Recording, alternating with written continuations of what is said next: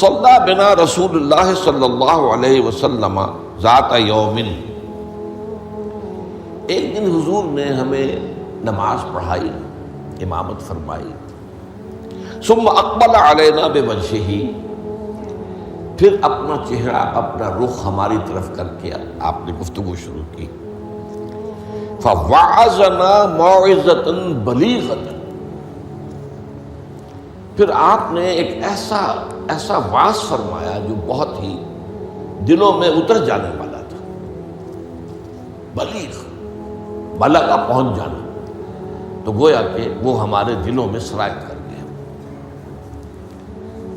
ذرفت منہ العیون، اس کی تاثیر اس درجے ہوئی کہ ہماری آنکھوں میں آنسو ابل آئے، بہہ پڑی ہماری آنکھیں. ووجلت منہ القلوب، اور ہمارے دل جو ہیں دہل گئے، لرز گئے. فقال رجل، تو عرض کیا ایک شخص نے، یا رسول اللہ، اے اللہ کے رسول صلی اللہ علیہ وسلم، کأن ہذہ موعظۃ مودع، یہ تو ایسا محسوس ہو رہا ہے کہ آپ کا یہ وعظ وداع کرنے والے کا وعظ ہے، یعنی کہ گویا کہ آپ اب ہم سے رخصت ہونے والے ہیں. معلوم ہوتا ہے کہ یہ آخری وعظ ہے جو آپ نے ارشاد فرمایا. جس درجے کا بلیغ اور مؤثر وعظ آپ نے، اور دلوں میں کھپ جانے والا، جس سے آنکھوں میں آنسو کے جو دریا بہنے لگے اور دل جو ہے دہل گئے. تو کأن ہذہ موعظۃ مودع، وداع کرنے والا، مودع، تو جیسے وہ جاتے ہوئے آخری وقت میں نصیحت کرتا ہے، آپ کی معلوم ہوتا ہے ایسی نصیحت ہے. فأوصنا، تو ہمیں ذرا مزید وصیت فرمائیے کہ آپ ہمیں کیا تاکید کر رہے ہیں.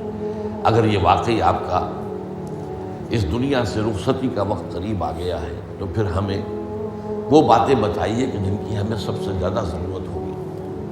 اب یہاں سے حضور کا قول شروع ہو رہا ہے. فقال، حضور نے فرمایا، اوصیکم بتقوی اللہ، سب سے پہلے تو میں وصیت کرتا ہوں تمہیں اللہ کا تقوی اختیار کرنے کی. تقوی کے معنی بہت مرتبہ بیان ہو چکے، بچنا. اور یہ تقوی ایک دنیا کا ہے، ایک آخرت کا ہے. دنیا میں معصیت سے بچنا، گناہوں سے بچنا، اللہ کی نافرمانی سے بچنا، شریعت کے حدود سے تجاوز کرنے سے بچنا، یہ بچنا ہے. بچ کر چلنا. جیسے کہ کسی گھنے جنگل میں سے گزرنا پڑے انسان کو، اور وہاں کوئی پگڈنڈی بھی نہیں، کوئی راستہ بنا ہوا نہیں، اونچی اونچی گھاسیں اور درخت ہیں، اور اگر وہ امیزون کا ٹاس ہو یا کانگو کا ٹاس ہو تو درختوں سے لٹکے ہوئے بھی سانپ موجود ہوتے. تو اب ظاہر بات ہے کہ آدمی کس طرح چوکنا ہو کر پھونک پھونک کر قدم رکھے گا، کہیں ایسا نہ ہو کہ کوئی سانپ کنڈلی مارے بیٹھا ہو اور میرا پاؤں اس پر پڑ جائے، یا اور کسی موذی جانور کا کوئی بھٹ ہو، کوئی بل ہو اور اس میں میرا پاؤں پڑ جائے. تو یہ بچ کر چلنا کہ لو سانس بھی آہستہ کہ نازک ہے بہت کام، آفاق کی اس کارگہ شیشہ گری کا، ہر سانس کا لحاظ رکھو. تو سب سے پہلے تو اوصیکم بتقوی اللہ. نمبر 2، والسمع والطاعۃ، ایک نظم جماعت جو ہے، تمہاری اجتماعیت. صاحب بات ہے میرے بات خلافت ہوگی. ابھی تو تم میری بات مان رہے ہو، میں اللہ کا رسول بھی ہوں، لیکن اب میرے بعد رسول تو نہیں ہوگا، نبی تو نہیں ہوگا، خلیفہ ہوگا. لیکن اس کے لیے بھی سمع و طاعت، اس کا حکم سننا اور ماننا، تاکہ رکھنے نہ پڑے جماعتی زندگی، افتراق نہ ہو. اس لیے کہ ظاہر بات ہے کہ United you stand, divided you fall. جب ڈویژن ہو جائے، اختلاف ہو جائے، تو پھر ظاہر بات ہے زوال آ جائے گا. اور یہ ہوا ہے. حضرت عثمان رضی اللہ تعالیٰ عنہ کی شہادت کے بعد سے وہ ڈویژن ہو گئی، شیعان عثمان، شیعان علی، اور پھر آپ کو معلوم ہے خانہ جنگی ہوئی. حضرت علی رضی اللہ تعالیٰ عنہ کا جو پورا عہد خلافت جو ہے وہ خانہ جنگی کی نظر ہو گیا. 1 لاکھ کے قریب مسلمان جو ہے ایک دوسرے کی تلواروں اور تیروں اور نیزوں سے ختم ہو گئے. تو ظاہر بات ہے کہ پھر زوال تو شروع ہو ہی جانا تھا. فرمایا والسمع والطاعۃ وإن كان عبدا حبشیا، خواہ تمہارا خلیفہ تمہارا امام چاہے ایک حبشی غلام ہو، یہ نہ سمجھنا کہ تم برتر ہو، اعلیٰ ہو، وہ ادنا ہے، وہ گھٹیا ہے، نہیں، حبشی غلام بھی ہو تو فَإِنَّهُ مَن يَعْشُ مِنكُم بَعْدِي فَسَيَرَىٰ اخْتِلَافًا كَثِيرًا، اس لیے کہ تم میں سے جو بھی میرے بعد زندہ رہے گا وہ بہت کثرت کے ساتھ اختلاف دیکھے گا کہ مسلمانوں میں اختلاف ہو جائے۔ اختلاف تو حضرت ابوبکر کے زمانے میں ہوا، بس بات ہو گئی، اختلاف رائے ہو گیا، پھر فیصلہ ہو گیا، پھر سب عمل کر رہے ہیں۔ ایسا تو کبھی ہو ہی نہیں سکتا انسانی معاملات میں کہ اختلاف نہ ہو، لیکن اختلاف میں شدت ہو جائے، میری بات لازماً مانی جائے، یہ وہ چیز ہے ایجاب کل ذی رائے برائے ہی، کہ ہر شخص جو صاحب رائے ہے وہ اپنی رائے پہ اڑ جائے اور اسی کو اچھا سمجھے، تو پھر جماعت کیسے چلے گی؟ جماعت میں تو ظاہر بات ہے کہ کثر و انکسار کرنا پڑتا ہے، اپنی رائے کو پیچھے ڈالنا پڑتا ہے، امیر کی رائے کو ماننا پڑتا ہے۔ تو فرمایا فَإِنَّهُ مَن يَعْشُ مِنكُم بَعْدِي فَسَيَرَىٰ اخْتِلَافًا كَثِيرًا، اب وہ آیا جو اس موضوع سے متعلق ٹکڑا ہے، فَعَلَيْكُمْ بِسُنَّتِي وَسُنَّتِ الْخُلَفَاءِ الرَّاشِدِينَ الْمَهْدِيِّينَ، تو تم پر واجب ہے کہ میری سنت کو پکڑے رکھنا اور میرے خلفائے راشدین کی سنت کو پکڑے رکھنا، یہ تاکید، ان کی سنت کو مضبوطی کے ساتھ تھامے رکھنا۔ المہدیین، یہ جو خلفائے راشدین ہوں گے یہ مہدی ہوں گے، مہدیین ہدایت یافتہ ہوں گے۔ تمسکوها وعضوها بالنواجذ، دیکھو میری سنت کو اور میرے خلفائے راشدین کی سنت کو اپنے دانتوں سے پکڑ کر رکھو۔ یہ کچلیوں کے دانت جو ہوتے ہیں کسی شے کو پکڑنے کے لیے، درندوں میں آپ کو معلوم ہے یہ لمبی ہوتی ہیں کچلیاں، یہ چونکہ زندہ گوشت کو پھاڑنا ہوتا ہے، زندہ جانور کو یہ کچلیاں ہی ہوتی ہیں جو ان کو پھاڑتی ہیں، یہ آگے کے دانت کی کام نہیں کر سکتے۔ ہمارے ہاں چونکہ اب انسان جو ہے کچا گوشت نہیں کھاتا تو کچلیوں کی اتنی ضرورت نہیں ہے، تو چھوٹی رہ گئی ہے، نشان تو ہے۔ تو فرمایا عضو علیہا بالنواجذ، اپنی کچلیوں سے، دانتوں سے اسے پکڑ لو۔ وَإِيَّاكُمْ وَالْمُحْدَثَاتِ الْأُمُورِ، اور دیکھو ہرگز نئے پیدا ہونے والے معاملات کی پیروی نہ کرنا، یہ بدعت ہے۔ میں پچھلی مرتبہ بیان کر چکا ہوں، بدعت اور محدثہ، بدعہ محدثہ یہ ہم معنی الفاظ ہیں۔ وَإِيَّاكُمْ وَالْمُحْدَثَاتِ الْأُمُورِ فَإِنَّ كُلَّ مُحْدَثَةٍ بِدْعَةٌ وَكُلَّ بِدْعَةٍ ضَلَالَةٌ، اس لیے کہ ہر نئی پیدا شدہ چیز بدعت ہے اور ہر بدعت گمراہی ہے۔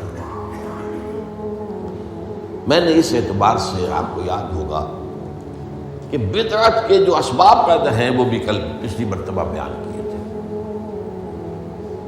بدعت کا ایک سبب یہ ہوتا ہے کہ جب دین کا ہمہ گیر تصور سامنے نہیں رہتا،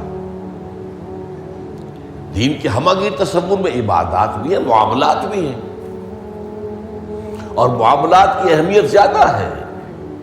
معاملات کی کوتاہی کو اللہ معاف نہیں کرے گا، عبادات کی کوتاہی کو اللہ معاف کر دے گا، وہ تو اللہ کے لیے ہے نا، تو اللہ تعالیٰ تو بہت معاف فرمانے والا ہے۔ یہ انسانوں کا حق اللہ کیسے معاف کرے گا؟ آپ نے کسی کا حق مارا ہے تو اس کا حساب کتاب تو ہو کر رہے گا، یا تو آپ کے کچھ برے اعمال، اس کے کچھ برے اعمال، گناہ آپ کے حساب میں آئیں گے، اور یا آپ کی کچھ نیکیاں ہوں گی تو وہ دے دی جائیں گی اس کو جس کا کہ حق آپ نے مارا۔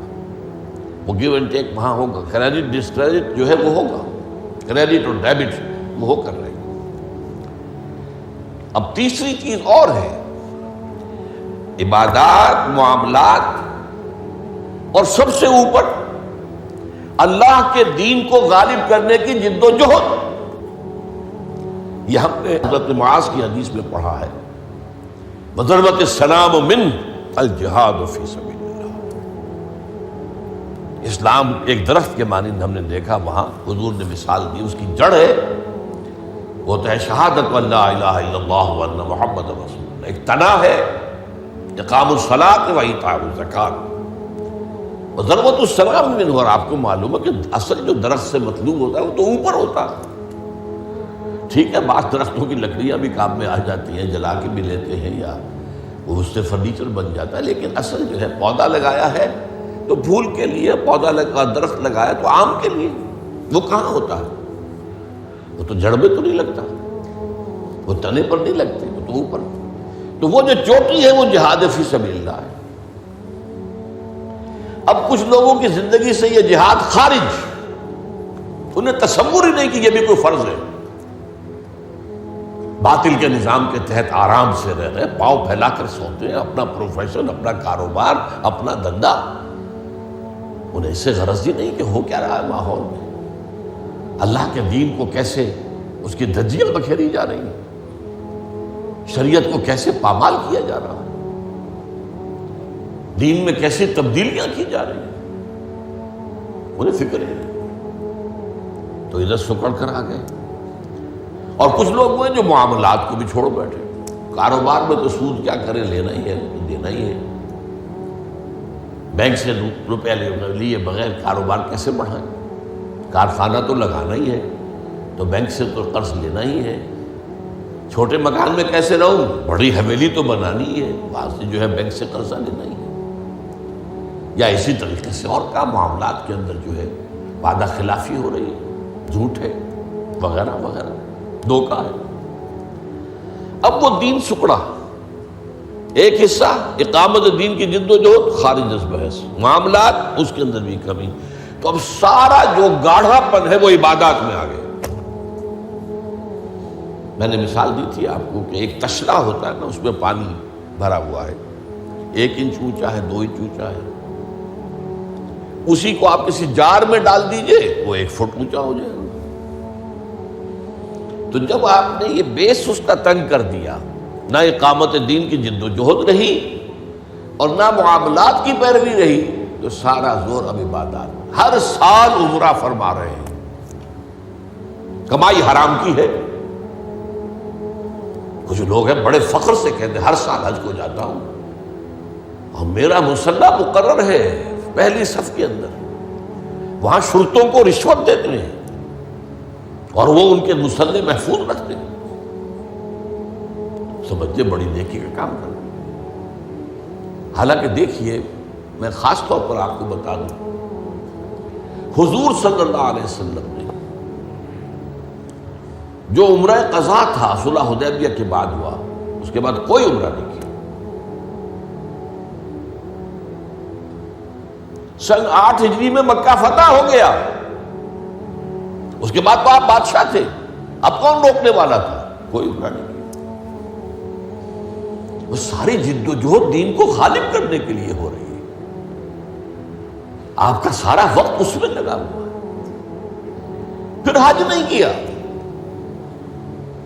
سن 8 میں رمضان میں مکہ فتح ہو چکا ہے، آپ حج کر سکتے تھے، سن 9 میں بھی نہیں کیا۔ قافلہ جو ہے حجاج کا وہ بھیج دیا، مدینے سے روانہ کر دیا، حضرت ابو بکر کو امیر الحج پر خود دی گئی۔ صرف ایک حج ہے، وہ آخری حج جسے ہم حجۃ الوداع کہتے ہیں۔ اس سے سمجھنا چاہیے ریشیو پروپورشن دین میں کیا ہے، واٹ از واٹ، کس چیز کی کیا قدر و قیمت ہے، کون سی چیز کتنے درجے میں مطلوب ہے۔ یہ جب جو ہے جیسا کہ میں نے کہا یہ دین کا تصور سکڑے گا تو عبادات، اور یہ عبادات خلوص کے ساتھ ہو رہی ہوں گی، اور ان عبادات کے اندر تشدد بھی ہوگا اپنے اوپر اور مبالغہ ہوگا، بڑھاتے چلے جائیں گے، اور یہاں تک کہ اس میں بدعات ایجاد ہو جائیں گی۔ اب خاص طور پر شب برات، قدمی شب، بہت جو ہے عبادت کر، باقی تو جو کچھ ہوتا ہے اس کو تو چھوڑ دیجیے، آتش بازی ہوتی ہے یا کچھ اور جو ہنگامہ ہوتا ہے، جو جشن، یہ تو کچھ سرے سے دین سے کوئی سروکار ہے ہی نہیں۔ لیکن خاص طور پر اس رات کو مقرر کر لیا، حالانکہ کوئی قوی احادیث موجود نہیں ہے۔ اسی طریقے سے معراج کی شب، وہ ساری چیزیں کیوں ہو رہی ہیں؟ اس لیے کہ عبادات کا جو معاملہ ہے پوری توجہ ان پر مرتکز ہو گئی۔ اچھا، دوسرا مسئلہ کیا ہوتا ہے؟ عبادات میں بھی ایک ہے ان کا ظاہر رسم، ایک ہے باطن روح۔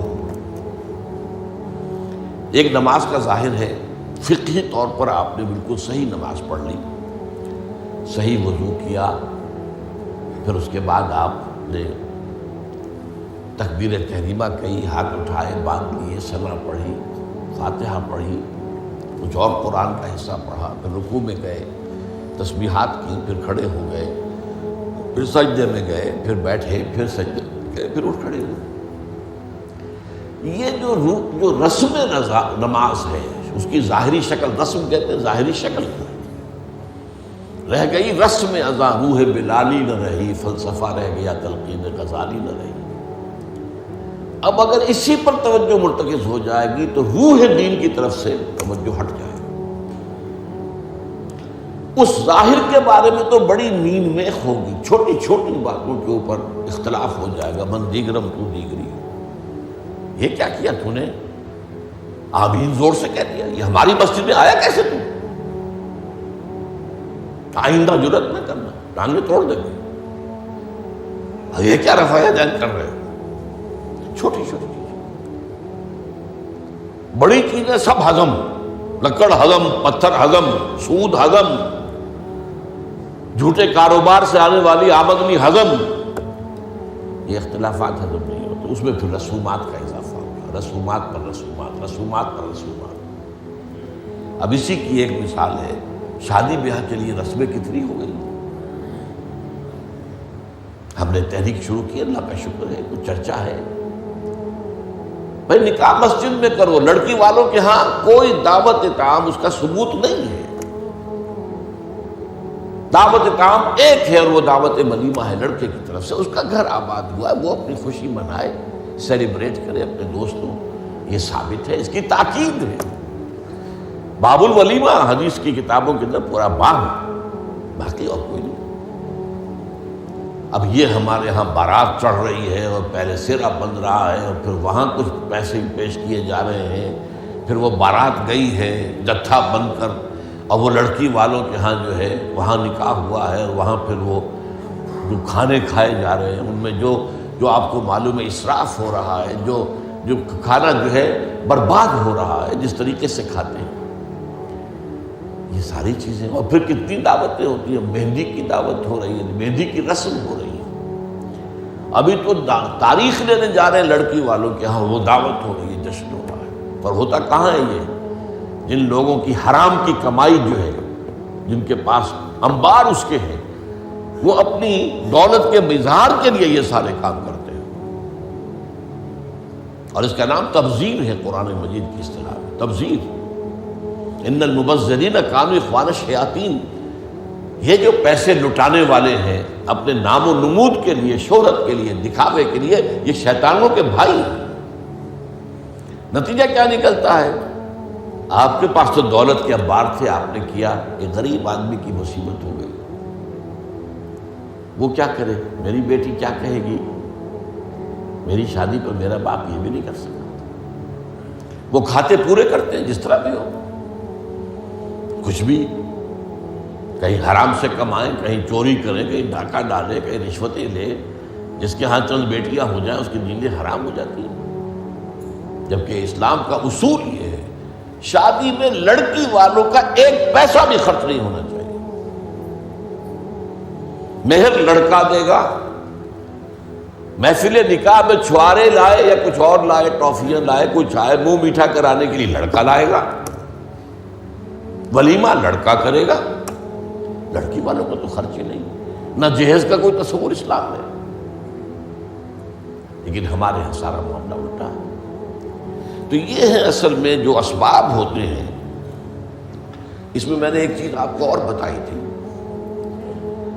جہاں کوئی بدعت آئے گی وہاں سے کوئی سنت غائب ہو جائے گی۔ حدیث سنانے سے رہ گئی تھی، ما احدث قوم بدعۃ الا رفع مثلها من السنت، رواہ احمد رحمہ اللہ۔ کوئی قوم بھی کوئی بدعت ایجاد نہیں کرتی مگر یہ کہ اس کی جگہ سے سنت اٹھ جاتی۔